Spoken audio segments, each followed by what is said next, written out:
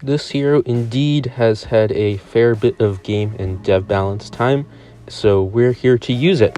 And this is Corvus, who was released in 40.0, and this is the footage of the first time I used Corvus in a Chimps game. This run really isn't that impressive compared to what Corvus is capable of, but it's just like the first time I've done it, so I did not really know much about it. I missed some key aspects of it that could have saved some cash, but the goal was just to get Bez and as much cash left over, so it ended up being like 82,000, which I guess is all right for a first run. But basically I haven't really had much time to do any Corvus runs recently. I kind of was like totally exhausted from a whole bunch of stuff that happened on Friday, so I didn't really get a video out, unfortunately. But yeah, I probably gonna be busy today, I don't know, but I might stream either tonight or tomorrow, where I'm gonna be doing some Corvus runs. So anyways, this guy is extremely OP early game.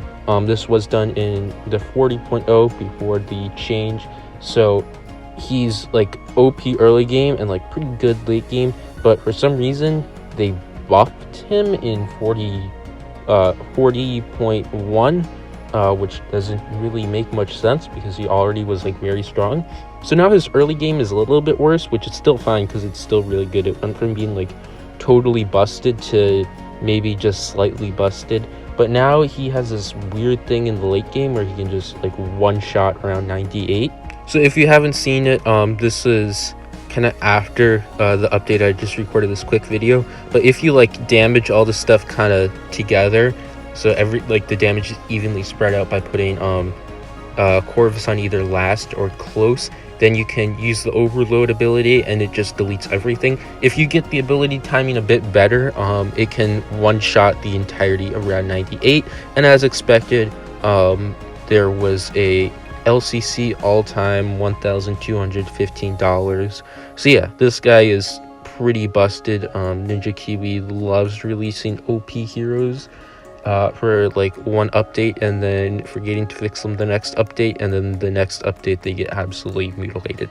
So anyways, this guy, unlike Geraldo though, like the bit of saving grace for like the game's health is that he is extremely micro-intensive and has a super high skill cap, so he's not really going to be the easiest to use for like those free black borders, unlike Geraldo, when OP Geraldo was out. But unlike Geraldo, you don't have to spend money on this guy, so he's kind of like Geraldo, but you don't get punished for just spamming every single item in the shop.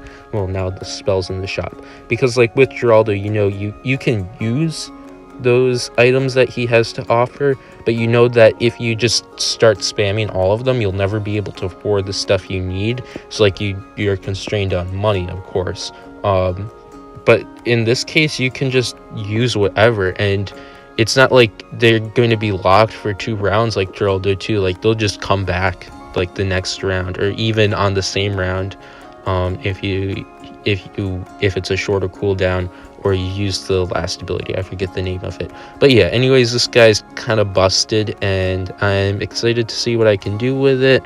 And then I'm also excited to see this guy get nerfed, because we're gonna have an OP Geraldo case where everything is super easy.